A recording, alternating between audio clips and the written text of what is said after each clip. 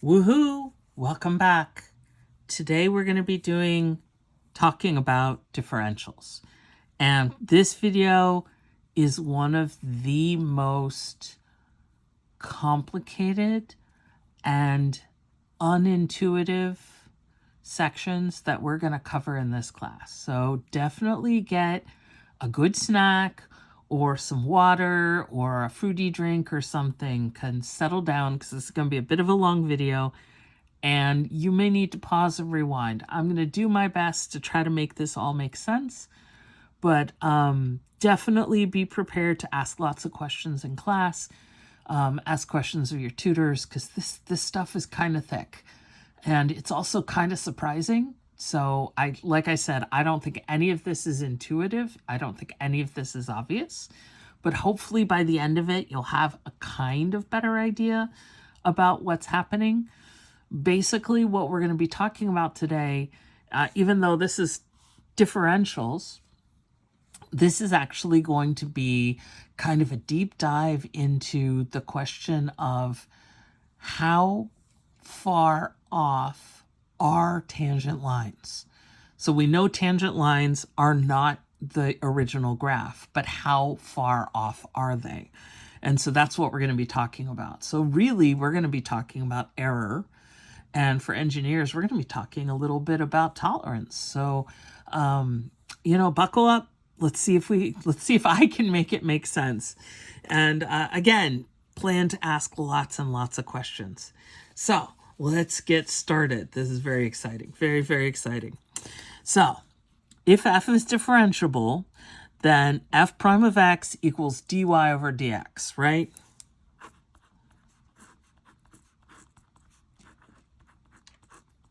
Now, this is what we've always called it. We've just said dy over dx, and we kind of vaguely said it's the derivative of y with respect to x. And we kind of waved our arms around a lot, but we didn't really dig into what the heck that meant. And there were vague understandings that this is actually a ratio. It's actually a fraction. But we've never looked at dy and dx separately very carefully. Now we have a little bit. When we got to implicit differentiation, we talked about d dx. So dx was there kind of without the y. But now we're actually going to split up the top and the bottom, which is a little bit wacky. So if I take this equation and I multiply both sides by dx, so dx over here and dx over here, and switch the orders, we get dy equals f prime of dx. What the heck just happened? So what I'm saying is multiply by dx on the left, and I'm going to multiply by dx on the right, and then I'm going to cancel the dx's. Honestly, the first time I saw this, I was like, you're going to do what? That's like canceling just somebody's arm. You can't do that. It's a whole thing.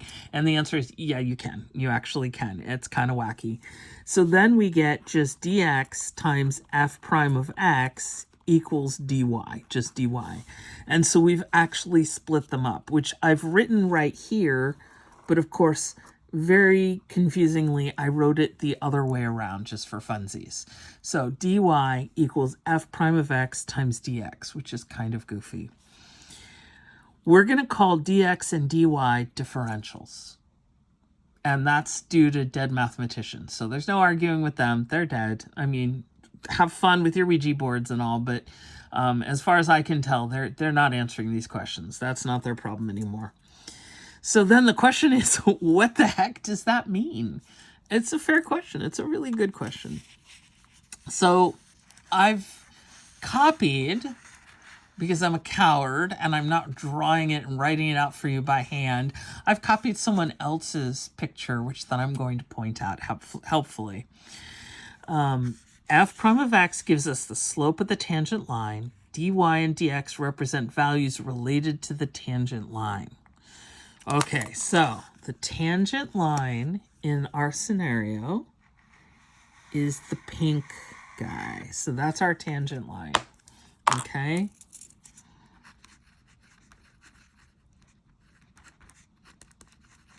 And then the blue is the original curve. Just kind of a generic curve. So the blue is the actual f of x.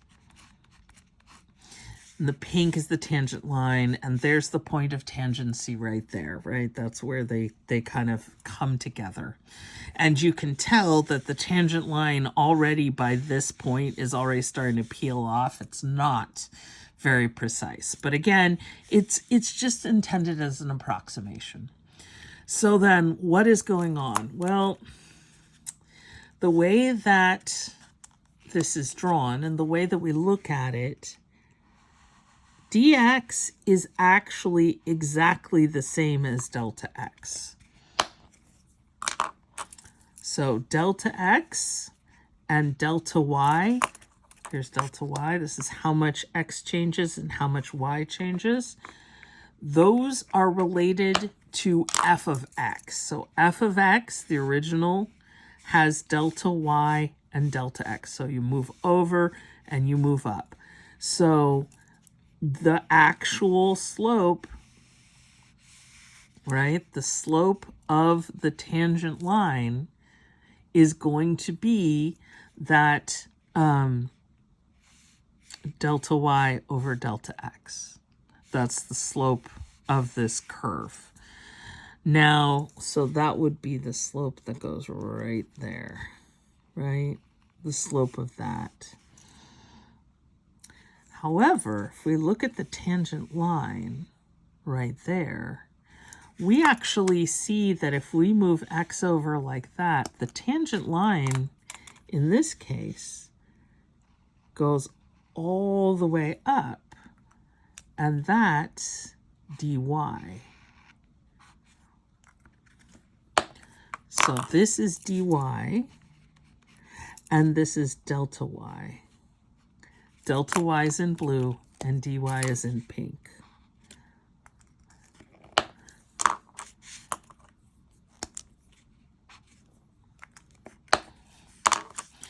So here's delta y. Delta y is the change in y on the function, and dy is the change in y on the tangent line. What do you guys think? And that's, so the point here, when we find the derivative, that gives us this slope, which is slightly higher than the actual slope between the 2 points on the curve right there. So that shows us that we are a little bit too high. So this distance right there, that would be dy minus delta y. That would be how far we're off. So basically the idea is, since we're not on a line, we can't predict our curve with a line. We're going to have a little bit of error. Okay, you guys ready? Here we go. You may want to pause, take a sip of something. Here we go.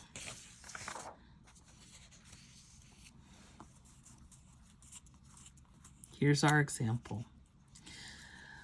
Let f of x equal x cubed plus x squared minus 2x plus 1. We want to compare delta y and dx. Oh, no. No, we don't. Oh, my goodness. Where is... Oh, thank goodness.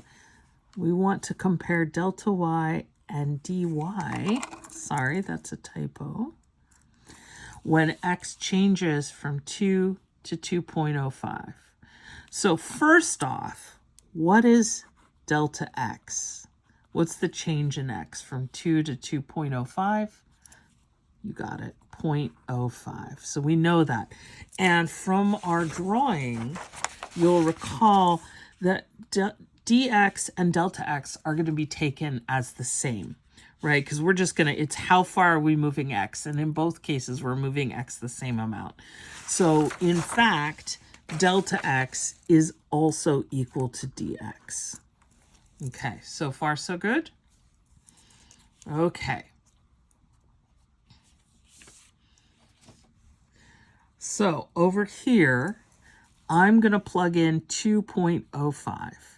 Now this is a big pain because I don't want to cube 2.05 in my head. This is 2.05 cubed. And then I'm going to have to take 2.05 and square it. And then we're going to take 2 times 2.05 and then add 1. And then I'm also going to do this at 2. Now this is a little bit easier at 2 because I know what 2 cubed is. And I know what 2 squared is, and I know what 2 times 2 is, and I add 1. So this one's going to be a little bit easier, right? This is going to be 8 plus 4 minus 4 plus 1, so this is going to be 9. Woohoo! Now, I'm not going to make you suffer through me plugging this into a calculator. So through the magic of television, I actually already know what this is. This is going to be 9.717625. I know you guys are all like, oh, yay. That was exactly what I was thinking in my head. Yep. So it's 2.05 cubed plus 2.05 squared minus 2 times 2.05 plus 1. And then you calculate all of that. So now, these are the actual F values. And remember, when we're talking about actual F values, we're talking about delta y. dy is what happens when we're on the tangent line. So delta y is the difference between these two. So that's 9.717625 minus 9, which is going to be 0.717625. Okay, so far so good? Okay, and this is the actual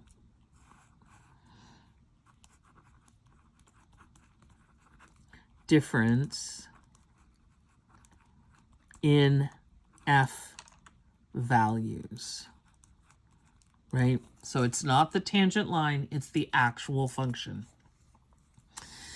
But you'll recall from the first page, remember when we did the multiplying and all of this, dy. Now dy, that's pink, that's the tangent line. Dy is going to be the derivative times dx. So now what we have to do is we have to calculate, we've got f of x, we need to find f prime of x. So since f of x is x cubed plus x squared minus 2x plus 1, f prime, 3x squared plus 2x minus 2, right? Using the power rule all the way through. So that's the derivative of f. What is the derivative of f at 2? That's going to be 3 times 2 the quantity squared plus 2 times 2 minus 2. So let's see, that's going to be 3 times 4 plus 4 minus 2. So that's 12 plus 4 minus 2. So that's what, 14, I think?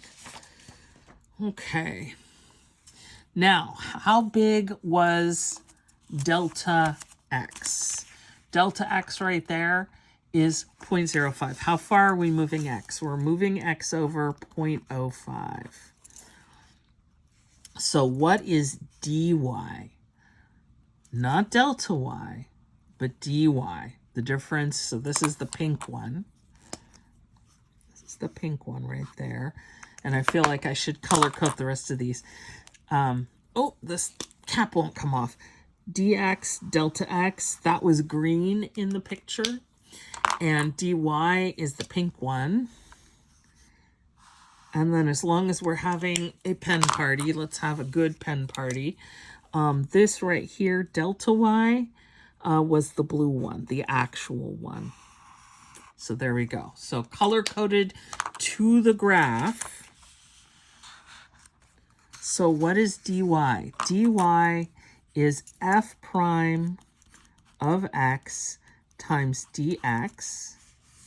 So in this case, it's going to be f prime of 2 times whatever our dx was in this case. So f prime of 2 was 14. And our dx, which was our delta x, is 0.05. So that's going, so through the magic of television, I've actually multiplied this out. It's 0.7. Okay, so what? You should be asking, so what?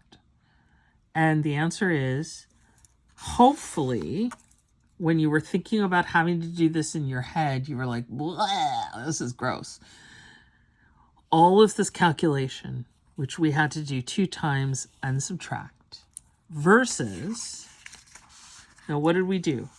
We took the derivative. Now that is some work, but power rule, so it's not too bad. Now what happens when you take the derivative? When you take the derivative, especially with the power rule, everything gets simpler.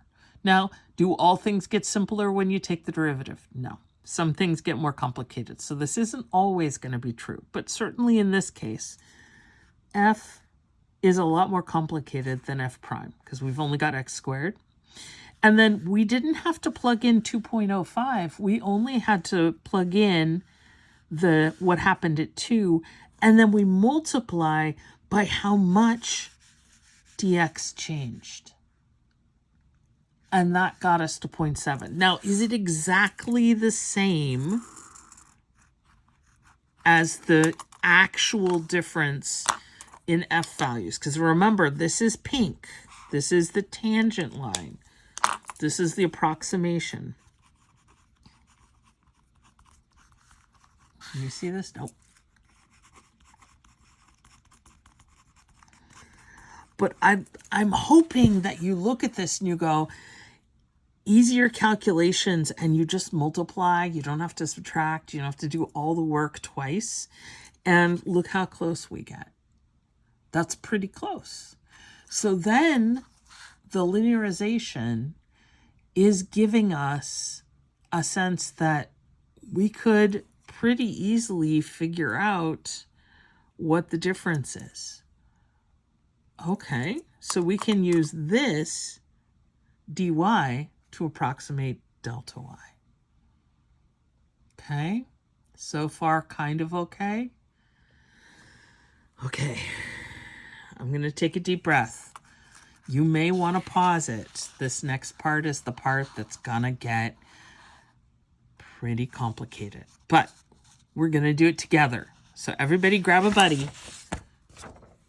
Hold hands. We're going to get through this together. Okay. You guys ready? Dun, dun, dun. What is it about spheres? Mathematicians really love spheres. Well, spheres are nice because they're, although they're complicated, they're pretty quick because they just have one measurement, r, right? And spheres are also convenient because we live on one, something that's pretty close to a sphere, and we live surrounded by a bunch of them, you know. Generally things that spin around in vaguely elliptical orbits end up being kind of spherical. So a lot of the bodies in our universe are spherical or close to spherical. I mean, not all of the asteroids are. Not a lot of them are. But a lot of things do end up being spherical. So I shouldn't say that. I haven't checked out all the asteroids. So you guys could tell me, are all asteroids more or less spherical, or do they tend to not be? That's a good question that I don't know the answer to. All the asteroids that I've seen, you know, in various scientific, scientific documentaries like Star Trek and Star Wars, they don't tend to be spherical, but it's possible that, you know, actually doing science, I don't know. So, I'm stalling, guys. We got to do it. You ready? I'm kind of scared, but if you guys are with me, we can do it together. The radius of a sphere was measured and found to be 21 centimeters. So first off, 21 centimeters. Centimeters are 2.5 centimeters approximately gives you an inch. So this is somewhere under about 10 inches, right? Somewhere between 8 to 10 inches. So it's the interesting thing is it's like about this big, right? Because it's 8.5 by 11, so it's somewhere around this big. And there's a possible error in measurement of at most 0.05 centimeters. Why would there be an error in measurement? Well, the answer is that, rulers or whatever we're using to measure, there's a certain tolerance they have. They're only made to be so precise. There's also measurement error, human error. So there are a lot of possibilities why error might creep into this number. But whatever we've done, we've decided there could be at most 0.05 centimeters. Now, keep in mind, it can go in either direction. So it might be too big or too small. And so our question is, what is the maximum error in using this value of the radius to compute the volume of the sphere? Now, this is important because if we think it's a 21 centimeter radius, but then to find the volume of a sphere, we're going to have to cube that, and it's going to be off by possibly that much. It's going to end up, right? We're going to cube the error possibly or more. So this is the question. How bad is it going to be? How far off are we going to be when we're done making this calculation? So if the radius of the sphere is r, then its volume looks like this. Volume equals 4/3 pi r cubed. So far, so good? Awesome. If the error in the measured value of r is denoted by dr equals delta r, remember the x value, the input, the d and the delta will be the same. So remember that the delta is the actual difference. The d is the approximate difference. That's the one that's the tangent line. Okay, so both of these would be green on the graph. How can we calculate the actual delta of V? So how far off the actual volume? So now, for those of you who have studied philosophy, we're now talking about like the Platonic ideal. There is the perfect actual volume of the sphere, and then there's going to be, if we use 21 centimeters as the radius, we're going to get a number which may or may not be the actual volume. So we're trying to figure out how far off are we going to be. So we're going to approximate the actual error with the dV. You guys ready? Okay. So first thing I'm going to do is write down something that you may or may not have seen if you've taken engineering or physics or chemistry or biology, any of the sciences. You're going to start seeing people write things like this. So I'm going to write, actually right up here, because this is where we talk about it. The radius is 21 centimeters plus or minus 0.05 centimeters. So that's how we write the error. And plus or minus tells us that's the error in either direction. Also, if you've taken statistics, you'll see things written like that. So this is pretty common that we'll write errors like that. So it just reminds people, it could be that it's 21.05 is the actual, or it could be that it's 20.95, right? Anywhere in that range. So that's where we're going to start. And I wrote dV equals, but I don't want to start with that. I want to start with the volume. The volume is 4/3 pi r cubed. Do you have to memorize this? I'm going to give it to you if you need it on your tests, but there are going to be other teachers that are not. They're going to expect it because we use spheres all over the place. And especially if you go on to Calculus 2, you're going to see that spheres and, pardon me, cones. Oh my goodness. My own throat is trying to keep me from doing this calculation. My throat is like, run, save yourselves. We use spheres a lot, so I recommend memorizing it, but you won't have to for this particular class. So then the next question is, how do we take the derivative? We can't just find dV. When we take the derivative, what derivative is it going to be? You got it. It's going to be dV dr. And then the 4/3 just hangs out. The pi just hangs out. And then the r cubed becomes 3r squared. And then depending on how far you've gone in implicit differentiation, you may find yourself writing dr. That's fine. Perfectly reasonable, but I'll remind you that if r is just our base variable, it isn't also a function of something else, so we're not doing dv dt. So nothing hidden there. We're allowed to just stop at this point. I know it feels weird if you've been doing implicit differentiation this whole time, but we can stop. If you wrote dr, that is fine, but just remember that dr is 1. Okay, so notice that the 3 and the 3 cancel. So in fact, I've got dv dr is equal to 4 pi r squared, which is actually pretty straightforward, right? That's kind of nice, no fractions. Now's when we get a little jiggy. I'm going to multiply dr on both sides. I'm going to move this dr up over there through multiplication, which I agree, it just seems unnatural. How can you split these two up? Like they've been best friends forever, and then suddenly you're going to move them to opposite sides of the equation? And the answer is yes. Okay. Everyone's taking deep breaths. I'll remind you that delta r, which is dr, is 0.05, right? That's the maximum it could be. Now, it might be less than that. So what are we doing? We're not saying that we know that's the error. Honestly, if we knew that this was exactly the error, then we either add or subtract it and we're done. But that's not what we're saying. We're looking at this is the maximum error.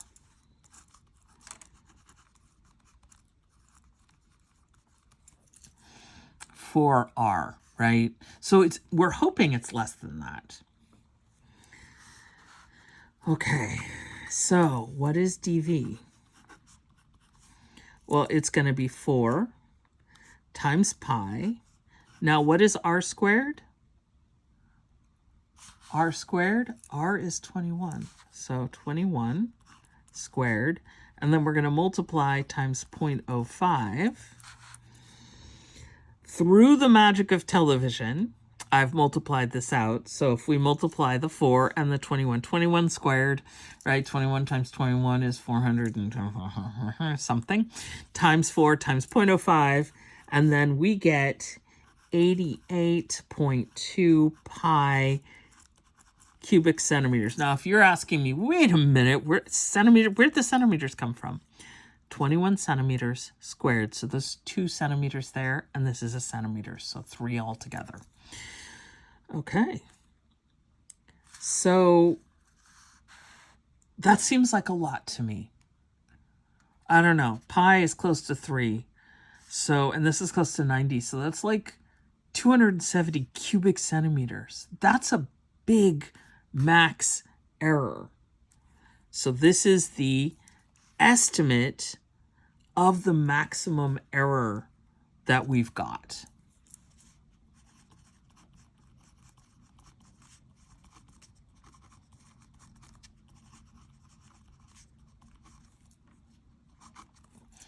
Right, because dv is the tangent line. Delta v is the actual, right? The actual one.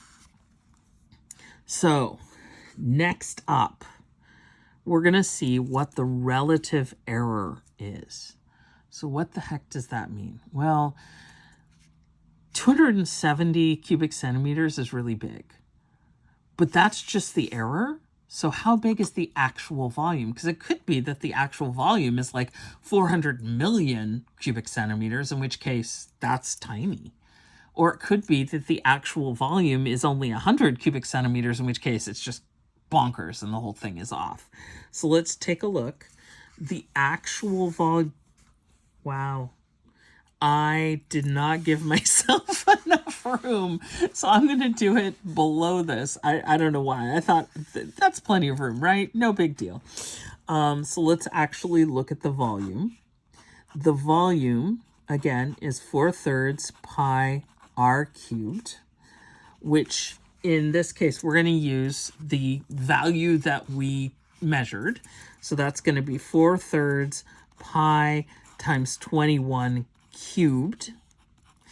Now, it turns out that, did I actually wrote it down? I wrote it down, but I'm going to say the 4 on top, the 3 on the bottom, 3 21s on top, right? And if you simplify it, you're going to get, it's really cool. 1, 2, 3, 4, 8 pi. So 12,348 pi, and that's cubic centimeters, right? So how does that compare to 88? Suddenly 88 pi compared to 12,000 pi? Okay, this error is actually not, it doesn't sound quite so big. This is massive, by the way. This is just so many cubic centimeters. Now, what is a cubic centimeter? Well, you got to think about what a centimeter is, and then you make a little cube out of it. So it's a lot of those, 12,000 of those. So what we want to do is we want to compare the dV to the V. So that's 88.2 pi. And then this is going to be 12,348 pi. And again, through the magic of television, so that you don't have to suffer through me typing things in and trying to show you what the calculator looks like. I actually just divide these. Notice the pi's cancel out, and I get 0.00714. Oh, I'm having trouble reading my own handwriting. I think it's a 2857. Double check. That may be a 7, and I can't read my own handwriting. So we end up with something that's, remember to change to a percent, you move the decimal point 2 spots over, and we get 0.714% error. And again, that's dV, not delta V. So that is just doing the approximation. Now, how could we actually find the actual maximum and minimum error? And the answer is, what we would do was we would actually calculate the volume again using 21.05. So if we went back in and we did all of this as 21.05, and then we could subtract that and see what the difference is. So this was a way to just sneak up sideways on it using calculus. Okay? What do you guys think? Did you survive? Are you all okay out there? Everyone check for your buddies. Make sure everyone made it out in one piece. This stuff is thick. The big thing that I would suggest, the takeaway to remember, is that anything with a delta, when we're talking about differentials, delta is the actual function. So that's why it's in blue. And D is the approximation of the tangent line. So delta is the actual, and D is that differential that gives you the approximation.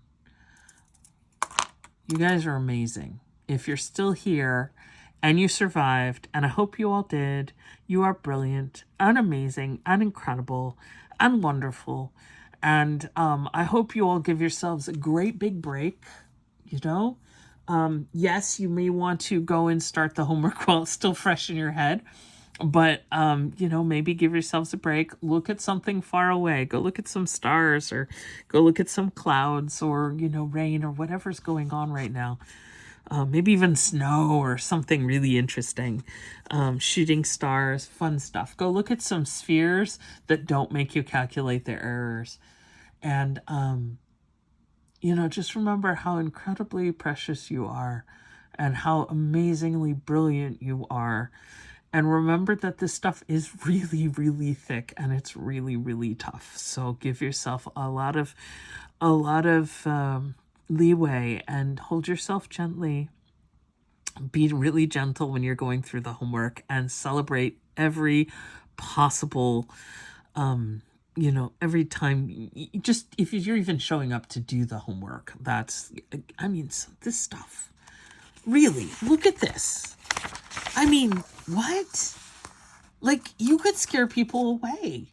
You could hang this on the front of your apartment or house and people would stay away. People would be like, oh, that's not good. I'm not going in there. This is amazing. So congratulations. And, keep it up. You can do it. We'll do it together. We'll do it with our buddies. And, math on. Woohoo. Math on, I guess. Woohoo. I'll just keep saying it. You guys are awesome. See you next time.